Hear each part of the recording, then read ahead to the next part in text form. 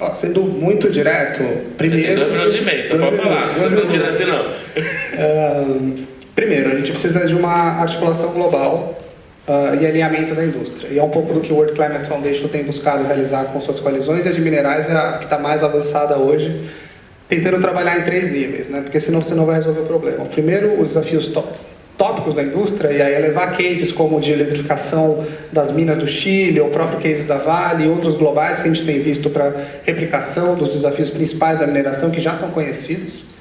O segundo, os acordos de off-take, downstream e upstream, ou seja, como que você garante a negociação com quem de fato compra, que no caso são produtores de aço, a própria indústria em última ponta de carros elétricos, para garantir que existem incentivos de mercado e essas pontas estão resolvidas, e esse impacto econômico mais amplo. Então, a clareza das emissões dos minerais, que são 7% das emissões, como eles estão impactando as NDCs e como que a gente vai, é fundamental. Então, acho que para o Brasil se posicionar bem, tem esse alinhamento de política pública, esse alinhamento de articulação global e, obviamente, essa conversa entre o que de fato cada país, o que cada lugar pode ter, né, nesse cenário global. A gente vê o Brasil como um potencial grande de um ator de produção um pouco mais neutro nessa discussão geopolítica.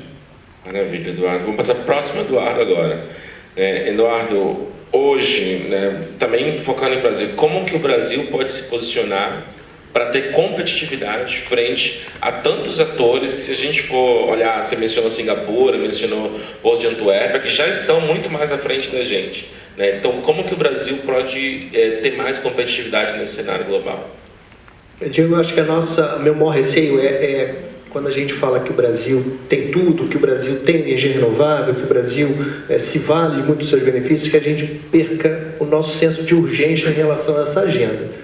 E a percepção de que essa é uma competição global de atração de capital, de estruturação de bons projetos. E eu acho que isso é, de fato, um diferencial que a gente precisa se posicionar de uma maneira mais rápida, fazendo o nosso dever de casa. Eu acho que nossos gargalos estão aqui dentro, né? A gente mencionou alguns deles aqui, como as questões de ser o país da energia barata, a tarifa cara, os gargalos da transmissão, escoamento de energia, o custo de capital, a gente já falou também aqui em alguns painéis. Então, a gente precisa ter uma agenda para endereçar esses gargalos, né? E a gente, de fato, ali, nossa maior missão na Prumo Porto-Açu é trabalhar para de-risk, ou seja, reduzir os riscos desses projetos para os investidores, para os nossos parceiros, para que a gente possa, de fato, maximizar essas vantagens e reduzir os riscos que a gente enxerga para projetos de larga escala.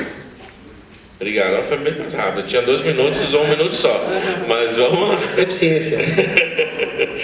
Vamos lá, então. Ricardo, como que a SBCorp pode acelerar essa coordenação para uma transição justa? Eu vejo, por exemplo, que a responsabilidade das empresas é muito grande nesse sentido, né? Que a gente está falando de cuidar de milhares de pessoas, né? Funcionários, uma economia que se estende para além das próprias empresas. Então, como que esse SBCorp pode ser uma plataforma para acelerar essa discussão de transição justa de uma maneira que seja equilibrada para todo mundo? Acho que toda vez que eu tenho, aí foi um pouco lá do Porto de Açu, toda vez que eu vou interagir com alguém do governo, eu acho que o setor privado tem às vezes dificuldade de o que ele quer pedir exatamente. Eu acho que essa articulação, assim, você vê nesse painel aqui, o que o Edu comentou, assim, o diagnóstico está feito, a gente sabe o que precisa ser feito, todo mundo aqui do Brasil sabe do potencial e aí as coisas não andam, né? Então, eu acho que tem um papel do setor privado que é poder, o que a gente precisa realmente, o que a gente quer.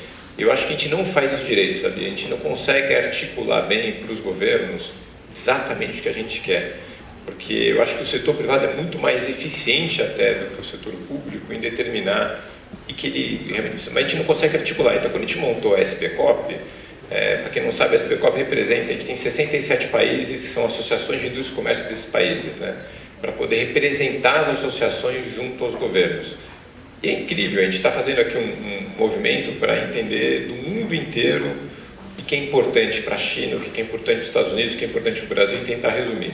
E aí você articula isso. Então, a forma, para mim, o setor privado precisa se articular bem e pedir, e não pode pedir 30 coisas, e 2, 3 coisas. Então, quando você fala da urgência, o que é importante hoje para o Brasil, aonde a gente tem que focar? É na regulamentação do setor elétrico para reduzir a tarifa? Esse é o principal ponto. É dando segurança jurídica para o investimento lá no Porto de Açu acontecer. Mas não podem ser 30 coisas, tem que ser 2 ou 3 coisas, é articulação. Então a forma de ajudar, Diego, nessa hora, fazer uma boa articulação. O que a gente está tentando fazer na SBCOP é essa articulação. Obviamente que não é só o Brasil, ela é global, é super complexa. Imagina, eu estava hoje de manhã num conselho que estava o cara da China e o cara dos Estados Unidos, e a discussão era terras raras. Como é que a gente escreveu um documento para isso nessa hora? Mas diferente de governo, o setor privado é mais pragmático. A gente chegou numa solução e articulou para poder entregar algo que seja prático. Mas eu acho que hoje a gente tem que talvez sonhar um pouco menos e ser um pouco, eu falo muito isso, ótimo inimigo do bom, tá na hora da gente, o que são as 2 ou 3 prioridades para o Brasil nos próximos 5 anos, e vamos fazer isso, que já está bom demais. Então. Obrigado, viu, Ricardo? Eu achava que a sociedade civil tinha demandas demais, mas acho que o setor empresarial também precisa aprender um pouco a reduzir a quantidade de coisas que traz para o governo, né? Juliana, eu tenho aqui nas minhas anotações que vocês estão trabalhando nessa coalizão para a descarbonização dos transportes. E eu queria que a gente concluísse com isso, porque talvez de todas as áreas que a gente hoje trabalha na agenda climática, se tem uma na cidade do Rio de Janeiro que as pessoas sentiriam o benefício mais rapidamente é na área de transportes. Eu moro em São Paulo, mas já morei no Rio de Janeiro e sei o quanto é desafiador o setor de transporte no Rio de Janeiro, como as pessoas sentem isso no dia a dia delas. Então, como que a gente pode colocar em prática os planos dessa coalizão? Quais são os desafios que vocês estão vendo nesse sentido? E como que a gente traz as pessoas para mais perto desse debate também? Perfeito. E a coalizão tem tudo a ver com a última fala do Mussa aqui, Então, o setor privado tem que saber o que ele precisa, o que ele quer pedir.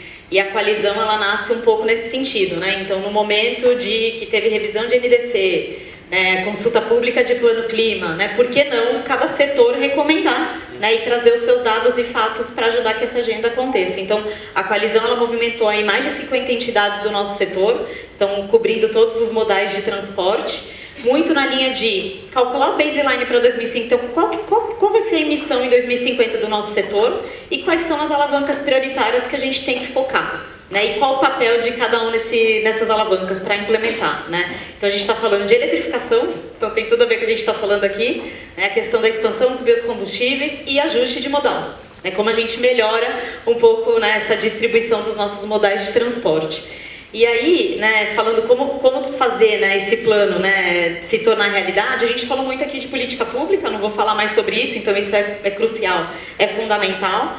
E trazendo aqui o papel do setor privado, a gente falou de autorregulação, então tem compromissos, fazer o atendimento, não só prometer, mas atender esses compromissos, mas também advocacy, Então, um exemplo, essa coalizão, ela vem muito nesse sentido, tem a ver também com o papel da SBCOP, Então, como a gente consegue articular, entrar num consenso, que não é fácil, Então, assim, você trazer ali 3 alavancas, trazer recomendações diretas é um desafio.